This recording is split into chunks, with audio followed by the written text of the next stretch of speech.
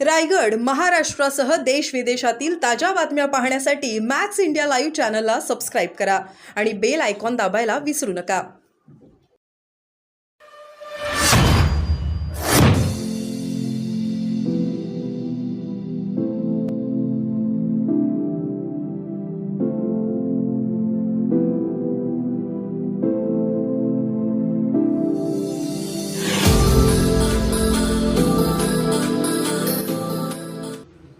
काल परभणीत जो प्रकार घडला तो अत्यंत निंदनीय आहे. मी त्या घटनेचा निषेध करते. परभणी पोलिसांनी त्या व्यक्तीला तात्काळ अटक केलेली आहे. परभणीकरांनी जो बंद पुकारला होता त्या बंदला चांगला प्रतिसाद परभणी शहरासह जिल्ह्यातील लोकांनी दिलेला आहे. कडकडीत असा बंद परभणी जिल्ह्यात पाळला जात आहे.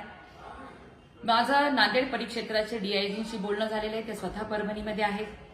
मी सर्व परभणीकरांना विनंती करते, आवाहन करते की आपण संयम बाळगा, शांतता राखा.